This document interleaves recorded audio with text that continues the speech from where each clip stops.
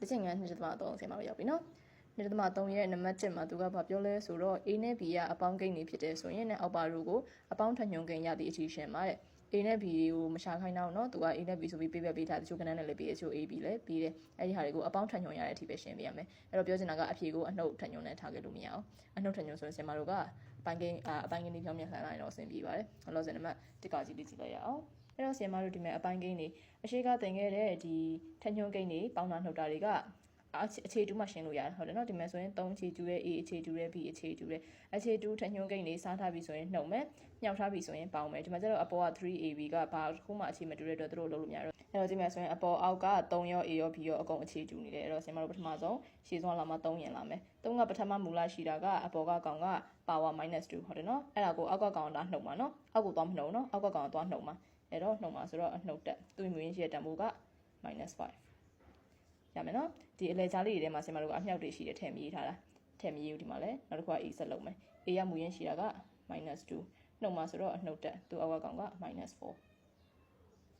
နောက်တစ်ခုက B ရမူရင်းရှိတာကအပေါ်ကကောင်က -3 နှုတ်မှာဆိုတော့အနှုတ်တက်နှုတ်ခံရမှာက -1 ရမယ်အဲ့တော့ဆင်မတို့ချက်လုပ်ကြည့်မယ်3 power -2 အလဲကအနှုတ်နှစ်ခုမြောက်တော့အပေါင်းဖြစ်ငါလေးရေးထားလိုက်အောင် A power -2 အလဲကအနှုတ်နှစ်ခုမြောက်တော့အပေါင်းဖြစ်4 B power -3 အလဲကအနှုတ်နှစ်ခုမြောက်တော့အပေါင်းဖြစ်တော့1ညညာချင်း3 power 9ရဲ့2နှုတ်တော့3 A power 4ရဲ့2နှုတ်တော့2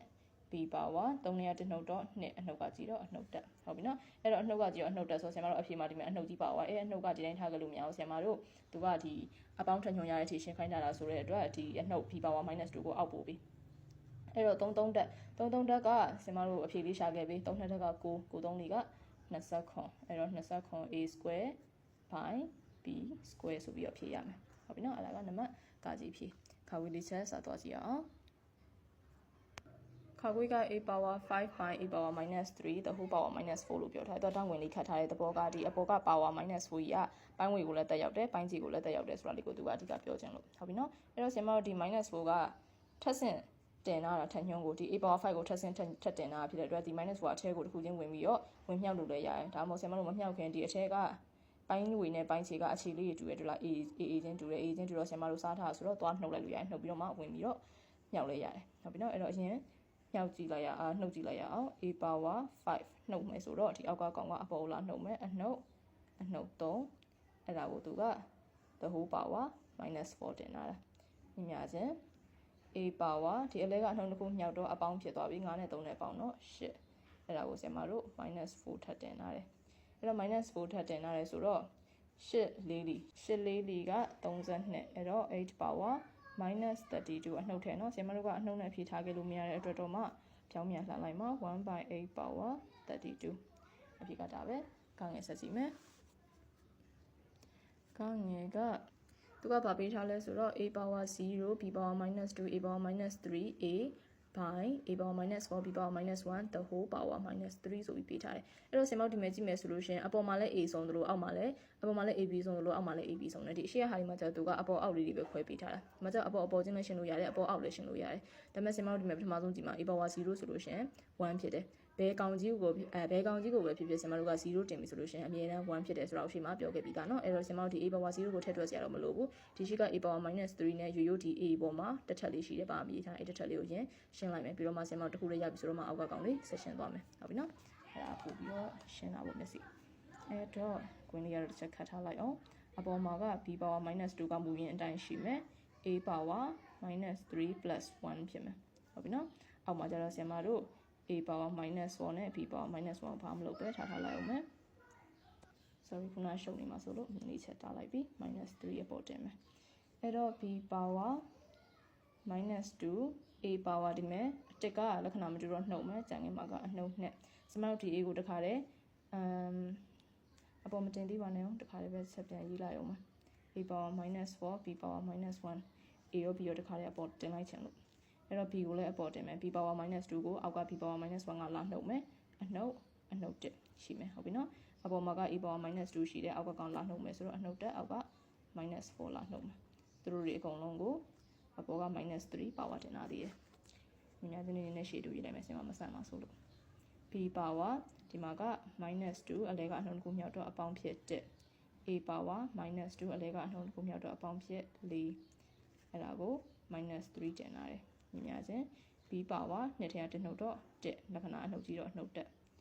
နော် a power ဒီရနှစ်နှုတ်တော့2ပဲ the whole power minus 3ဒီမဲ့စင်မတို့ဒီ b power minus 1ကိုပြောင်းပြန်မှန်လိုက်နေအောင်အပေါ်မှာအနှုတ်3ကဝင်မြောက်အောင်မယ်တစ်ခုချင်းစီဝင်မြောက်အောင်မယ်ဆိုတော့ဒီမဲ့အနှုတ်3နဲ့အနှုတ်1မြောက်တော့အနှုတ်ချင်းမြောက်ရင်အပေါင်းဖြစ်တော့ b power 3ဖြစ်သွားပြီ a power 3နဲ့4က minus 6ဖြစ်သွားပြီဒီမှာကျတော့ minus ဖြစ်သွားပြီအဲ့တော့ minus ကိုအောက်ပို့မယ် b power 3 by a power 6ရမယ်နော်ဒါပဲနံပါတ်ကကြီးကိုရောက်ပြီနံပါတ်ကကြီးကသူက a power minus 3/2 by a power minus 2/5တဲ့သူကထညွန်ကိန်းလေးတွေပေါ့ထညွန်ကိန်းလေးတွေကလက္ခဏာကအပိုင်းကိန်းလေးနဲ့ပေးထားတာအဲ့တော့ဆရာမတို့ဒီ a ချင်းအခြေတူတဲ့အတွက်သူတို့နှစ်ခုအရင်ရှင်းလိုက်မယ်ဆိုတော့ကစားထားတာဆိုတော့နှုတ်ကမယ်ပေါ့အပေါ်လာနှုတ်မယ် a power minus 3/2 minus နှုတ်မှာက minus 2/5 ဟုတ်ပြီနော်အဲ့ဒါကိုသူက minus 5ဆိုတဲ့ power ထပ်တင်လာတယ်ညီမချင်း 2.5 ကိုလေးခအောင် a power minus 3/2ဆရာမတို့ကချက်ကြည့်မယ်ဆိုလို့ရှိရင်အခြေတူမှရှင်းလို့ရမှာပေါ့နော်အခြေတူမှရှင်းလို့ရမှာဆိုတော့တခါတည်းအခြေတူအတွက်စဉ်းစားသွားရအောင်ပုံပိုင်းကြီးက10ထားလို့ရမယ်ဟုတ်ပြီနော်9 2 4 10ဖြစ်ဖို့2ကို9နဲ့မြောက်10ဖြစ်ဖို့9ကို2နဲ့မြောက်အဲ့တော့ဆရာမတို့ဒီရှင်းမှာတခါတည်းပဲပိုင်းကြီးညှိသွားရအောင်အောက်ကို10ထားဖို့အတွက်9နဲ့မြောက်လိုက်ပြီးအဲ့တော့ပေါ်လဲ9နဲ့မြောက်တော့9 3 4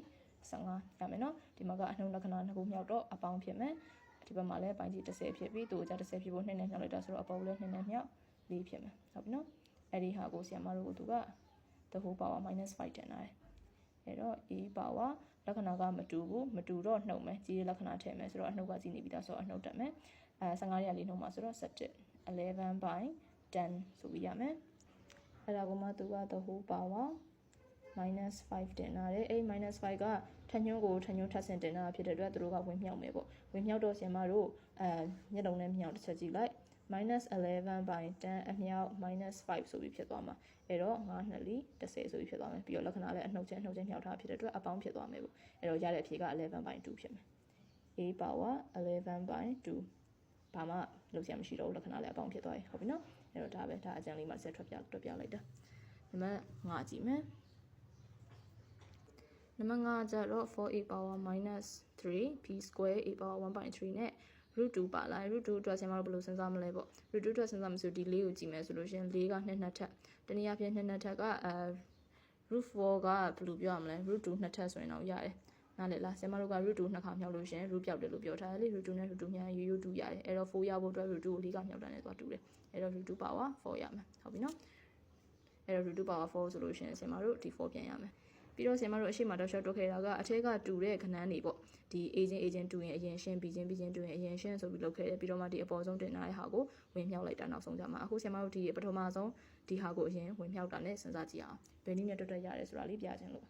မြင်ရခြင်းအဲ့တော့ဒီကောင်အရင်ဝင်မြောက်လိုက်မယ်ဆိုတော့ဒီမှာroot 4 sorry 4ကိုဆရာမတို့ဒီတိုင်းပဲထားလိုက်အောင်မယ်4 power 3ဖြစ်မယ်ဟုတ်ပြီနော် a 3နဲ့3နဲ့3လီက9အနှုတ်ရှိတယ်ဆိုတော့အနှုတ်9ပေါ့ဒီမှာဆိုရင် b က3နဲ့4 6 b power 6ဒီမှာဆိုရင်သူက3နဲ့3နဲ့ကကြေသွားပြီအဲ့တော့ရိုး a ပဲကျန်ခဲ့တော့မယ်ပြင်အောက်ကကောင်လေးကိုလည်းသူကထပ်ဝင်မြောက်မယ်ဆိုတော့ root 2 power 3 ပြီးတော့ a power 5 3လီက15 a power 15နဲ့ b power အနှုတ်ရှိရနော်ဒီ3လေး12အနှုတ်12ဖြစ်မယ်အဲ့ဒါလေးကိုမှဆင်မတို့ရှင်းဖို့ကြိုးစားကြည့်အောင်root 4ကဆင်မတို့ root 2 power 4ဖြစ်မယ်လို့ပြောထားတယ်ရှေ့မှာ root 2 power 4ကို the whole power 3ထပ်တင်လာတာသူကအဲ့တော့ a power minus 9နဲ့ဒီက a power ကအပေါ်က1လေးရှိတယ်အဲ့ဒါလေးကိုအရင်ရှင်းကြည့်လိုက်ရအောင် minus 9 plus 1မြောက်ထားတာမဟုတ်လို့ပေါင်းတာနော်အဲ့ဒီလက္ခဏာက b power 6ကဒီတိုင်းခဏထားလိုက်အောင်အောက်ကကောင်လေးမှာကျတော့ဘာမှရှင်းလို့ရတာမရှိသေးဘူးဆင်မတို့ဒီတိုင်းလေးပဲတန်းစီပြီးပြန်ရေးထားမယ် root 2 power 3 a power 15 and b power minus 12ဒီဘက်မှာကဆင်မတို့ root 2 3လီက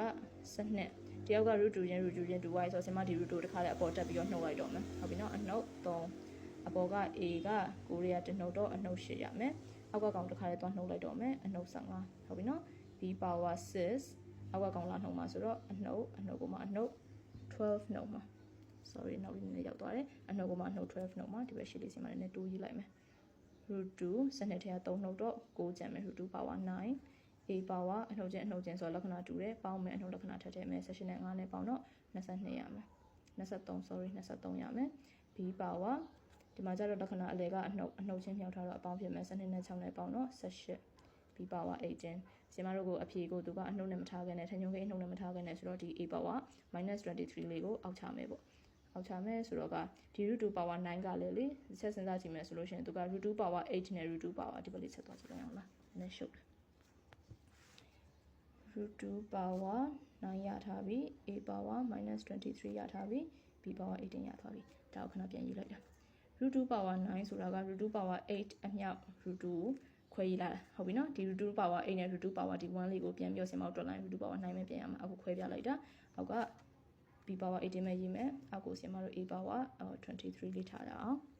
√2 ကနေဆင်မတို့အများနဲ့ထုတ်မယ်ဆိုရင်သူကတဝက်စီထုတ်လို့ရတယ်ဟုတ်တယ်နော်√2 power 8ဆိုတော့ဆင်မတို့တနည်းအားဖြင့်2 power 4ထွက်သွားပြီတစ်ချက်မြင်သာအောင်ပြောမယ်ဆိုလို့ရှိရင်ဒီ root တန်ဖိုးကြီးက2ပိုင်းတစ်ပိုင်းလို့ပြောပါရောလား2ပိုင်းတစ်ပိုင်းကိုမှထပ်ပြီးတော့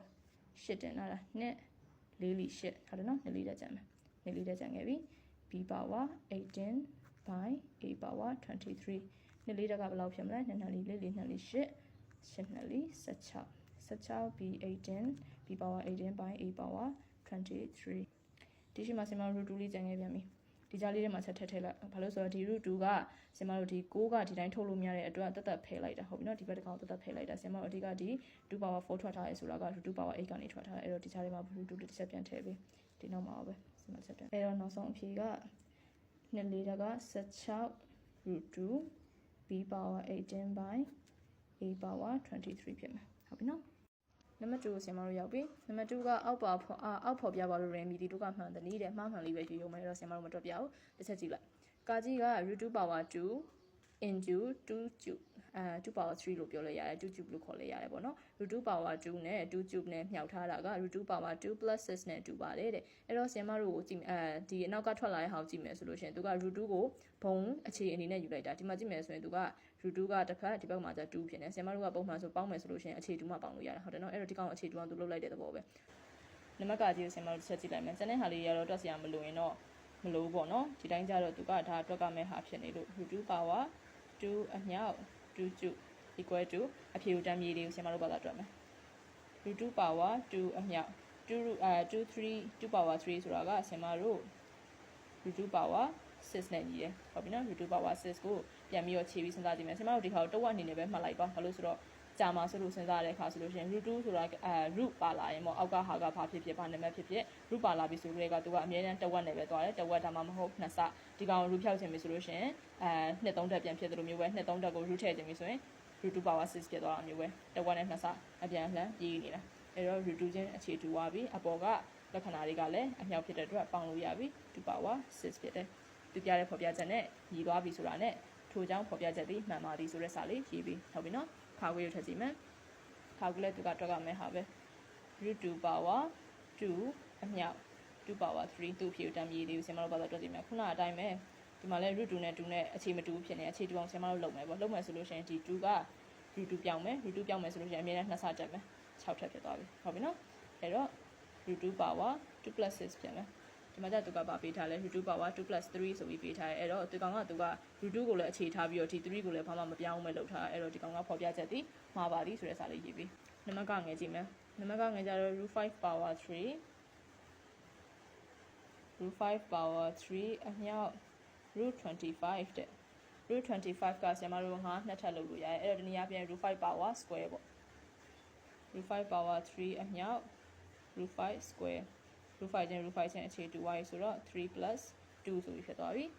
ဒီမှာ3 plus 1ဖြစ်နေတယ်မှားတယ်ဟုတ်ပြီနော်အဲ့တော့ဖော်ပြချက်ဒီမှားပါသည်ဆိုပြီးဖြစ်မယ်ခါကြီး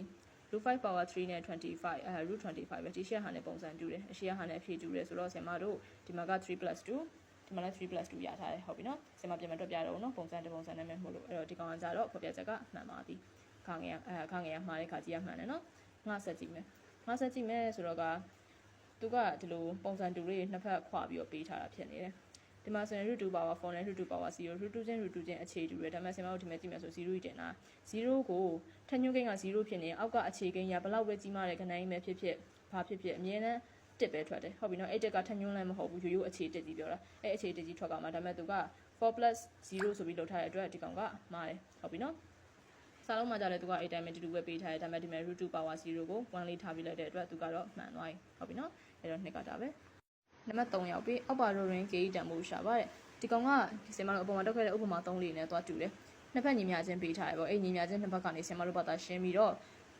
အခြေတွေတူပြီဆိုတာနဲ့ထန်ညွှန်းတွေတူပါပြီဆိုတဲ့ညီကိုသုံးပြီးတော့ k ကိုရှာရမယ်ပေါ့မတိကိန်းနေတန်ဖိုးရှာရမယ်ကဲတော့3ကာကြီး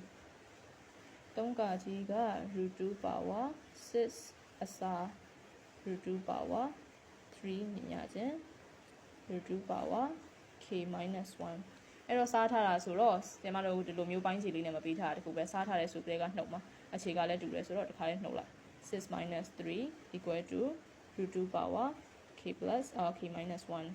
6ထဲက3နှုတ်တော့3ပဲကျန်မယ်√2 power 3ကျန်မယ်√2 power k - 1ကျန်မယ်ဘာမှမစင်စားနဲ့√2 နှစ်ဖက်အခြေတူ y အခြေတူရင်ထညွှန်းချင်းလည်းတူပြီအဲ့တော့ဆင်မ k - 1ကိုဒီဘက်ရှေ့ပို့လိုက်မယ်လိုချင်တာအရှိမှာမဟုတ်လို့အဲ့တော့ k - 1 equal to 3ဖြစ်သွားပြီk ကိုလိုချင်တာ -1 ဟိုဘက်ရောက်တော့ +1 ဖြစ်တော့4ဖြစ်ပြီပေါ့ဒါပဲနော်ခါကိုရောက်ပြီခါကိုရကြတော့√3 power 5 √3 power 5အစား √3 power -4ညီမျှချင်း √3 power 2k plus 1နဲ့ဟုတ်ပြီမှန်တယ်အဲ့တော့ဆင်မတို့ဒီမှာစားထားတယ်ဆိုတော့ထားစားထားတယ်ဆိုတော့ဆင်မတို့နှုတ်လို့ရမယ်√3ကလည်းအခြေတူပြီးသား√3ကိုပုံအခြေယူမယ်5 - -4ဖြစ်မယ် equal to √3 power 2k plus 1ကဘာမှလုပ်လို့မရအောင်ဒီမှာကအလဲကအနှုတ်တစ်ခုမြောက်တော့အပေါင်းဖြစ်မယ်ဆိုတော့√3 power ဒီနဲ့9နဲ့4နဲ့ပေါင်း9 √3 power 2k plus 1မဲ√3နဲ့√3နဲ့အခြေတူ y အခြေတူတို့ထညွှန်းကိန်းတွေတူပြီ 2k plus 1 equal to 9 2k ကိုလိုချင်တာတက်ကဒီမှာပေါင်းတာဟိုဘက်ရောက်တော့နှုတ်တော့8တက်9ရဲတစ်နှုတ်တော့8ကျန်မယ် k ကိုလိုချင်တာဆိုတော့8ကို2နဲ့သွားစားတော့4ပေါ့အဲ့တော့ k က4ပဲအရှိအဖြစ်နေတော့သွားတူနေသေးတယ်ဆင်မနံပါတ်ခငယ်ရောက်ပြီခငယ်က √5 power 2k အမြောက် √5 power -2 equal to 25တဲ့25က9နှစ်ထက်ရတယ်9နှစ်ထက်ရဆိုဆင်မတို့တနည်းအားဖြင့်9ကို√5 ကို4တက်တင်လိုက်9နှစ်ထက်ပြန်ရမှာတစ်ဆက်ကြီးပြပေးမယ်ဒီဘက်ကကျတော့√5က 2k ကိုမှအလဲကအမြောက်ဆိုတော့အခြေကလည်းတူနေတော့ပေါင်းမိလို့ရတယ်အပေါင်း-2ဖြစ်မယ်ဟုတ်ပြီနော်ဒီမဲ့25ဆိုတာက9နှစ်ထက်√5 2k အလဲကအပေါင်းနှုတ်လက္ခဏာမတူတော့အနှုတ်ပဲဖြစ်သွားပြီ 2k - 2လို့ရေးထားလိုက်မယ်ညီမချင်း9နှစ်ထက်ဆိုတော့ဆင်မတို့ကိုဒီဟာကိုအခြေတူအောင်ပြောင်းကျင်တာဆိုတော့5ကို√5ပြန်အောင်ပြောင်းပါအဲ့တော့√5ပြန်အောင်ပြောင်းမယ်ဆိုအမြဲတမ်း2ဆတက်ဆင်မရှိပြောခဲ့သလိုမျိုးပဲအဲ့တော့2ဆတက်တော့√5 လေးတက်ဖြစ်သွားပြီ√5နဲ့√5အခြေတူ y အခြေတူ y ဆိုတော့ဆင်မတို့ထညွှန်းလေးကိုညီလို့ရပြီ 2k - 2 equal to 4ပေါ့ 2k ကိုလိုချင်တာ-2ကဟိုဘက်ရောက်တော့ +2 ဖြစ်မယ်4နဲ့2နဲ့ပေါင်းတော့6 k ကဒီမှာ2ကမြောက်ထားဟိုဘက်ရောက်တော့သွားစား3ဖြစ်မယ်အဲ့တော့ k အဖြေက3ရသွားပြီနံပါတ်ကကြီးကိုရောက်ပြီ√2 power -3k အမြောက်√2 power 9 equal to 1နဲ့1ဖြစ်တယ်ဆိုတော့ဆင်မတို့စဉ်းစားရမှာကဘယ်ကိန်းကိုပဲဖြစ်ဖြစ်3ညတင်1ဖြစ်တယ်ဆိုတဲ့အချက်လေးနဲ့သုံးမယ်ဒီအပေါ်မှာလိုမျိုးပဲဘယ်ကိန်းကိုဖြစ်ဖြစ်3ညတင်1ဖြစ်တယ်ဆင်မတို့ကလိုချင်တာက√2ချင်းညီအောင်လုပ်နေရဆိုတော့√2ကို3ညတင်လိုက်ရင်1ဖြစ်သွားမယ်ပေါ့အဲ့တော့ဆင်မတို့ဒီမှာကျတော့မြောက်ထားတယ်ဆိုတော့အခြေလဲတူတော့အပေါ်ကိန်းတွေထညွှန်းကိန်းတွေပေါင်းမယ်√2ကိုပုံအခြေယူမယ်-3k plus 9 equal to √2 power 0တင်လိုက်ပြီဟုတ်ပြီနော်အဓိကဆင်မတို့အခြေတူဖို့ပဲ√2 တူသွားပြီဆိုတော့ဆင်မတို့ညီလို့ရပြီ-3k plus 9 equal to 0အဲ့တော့လိုချင်တာက k ပဲဆိုတော့-3k ကိုထားခဲ့ +9 ကဟိုဘက်ရောက်တော့ -9 ဖြစ်မယ် k ကိုလိုချင်တော့ဒီမဲ့-9 ပိုင်း-3ဖြစ်မယ်အနှုတ်တစ်ခုစားလာဆိုတော့အပေါင်းဖြစ်မယ်3 3 4 9အဲ့တော့ k တန်ဖိုးက3ထွက်သွားပြီရမယ်နော်နံပါတ်5ဆက်ကြည့်မယ်နံပါတ်5က√3 power k square k ကို square ထပ်တင်ထားတယ်အမြောက်3ဟုတ်တယ်နော်√3 power k square အမြောက်3 equal to √3 power 3k တဲ့ k နှလုံးဖြစ်နေအဲ့တော့ဆင်မတို့ k နှလုံးကိုတနေရာနဲ့တူအောင်စုရမယ်အဲ့တော့ဆင်မတို့ k နှစ်ခုကိုတနေရာနဲ့တူအောင်မစုခင်တခါလေးပဲအရင်လိုမျိုးပဲဒီအခြေတူအောင်ပဲလုပ်လိုက်မယ်အခြေတူပြီဆိုလို့ရှိရင်ထညွှန်းကိန်းတွေတူပြီအဲ့ဒီခါ k ကနှစ်ခုဖြစ်နေလဲအဲ့တူတဲ့ထညွှန်းကိန်းတွေကလည်းထညွှန်းကိန်းတွေကြီးပဲတက်ရှင်းတဲ့အခါကျမှသာကိုယ့်ဘက်ဒီဘက်ပြောင်းပြီးတော့လုပ်တာကပို့ပြီးတော့ရှင်းတယ်မျက်စိအဲ့တော့တခါလေးပဲအခုလောလောဆယ်အခြေတူအောင်ပဲလုပ်မယ်3ကဒီပေါ်မှာ u တစ်ထပ်လေးရှိတယ်ဆင်မတို့ကအကုန်လုံးက√3ဖြစ်မှာဆိုတော့√3ဖြစ်အောင်ပြောင်းမယ်ဆိုတော့အ အမြဲတမ်းနှစ်ဆဖြစ်မယ်လို့ပြောထားတယ် root 3နှစ်ထပ်ဖြစ်သွားပြီ root 3နှစ်ထပ်ကိုပြန်ချင်ရင်3ပဲပြန်ရမယ်ဟုတ်ပြီနော် root 3 power 3k root တွေအကုန်တူသွားပြီတူသွားပြီဆိုဆင်မတို့အခြေတူရင်ထညုံကိန်းတူလို့ရပြီထညုံကိန်းတူလို့ရပြီဆိုမှဒီမှာအမြောက်ကြီးရှိနေအပေါင်းတစ်ချက်တစ်စင်လောက်လိုက်အောင်မယ် root 3 power k square plus 2အမြောက်မလို့ပေါင်းတာနော် equal to root 3 power 3k ကဲတော့အခြေတူရင်ထညုံနေတူပြီ k square plus 2 equal to 3k ဒီမဲ့ k square နဲ့ uk နဲ့ကအနားလာစုလိုက်လဲရှင်းလို့ရမှာမဟုတ်အဲ့တော့ဆင်မတို့ဒါကိုတစ်ချေကခွဲရဖို့ရခိုင်လုံးများတယ် k square ဒီမဲ့ 3k က plus ဒီဘက်ရောက်တော့ minus 3k plus 2 equal to 0အလဲကိန်းအနှုတ်ဆိုတော့ဆင်မတို့တစ်ချေကခွဲမယ်ဆိုလို့ရှင်နှစ်ကွင်းလုံးအနှုတ်ထွက်လိုက်မယ်ဟုတ်ပြီနော်ပေါင်းမြောက်ချင်းဖြင့်2ရပြီးတော့ပေါင်းချင်းဖြင့်3ရရမယ်တစ်ချက်ဒီဘက်မှာစဉ်းစားကြည့်လိုက်တစ်ချက်ဒီဘက်မှာအောက်မှာပဲစဉ်းစားကြည့်လိုက်ပါ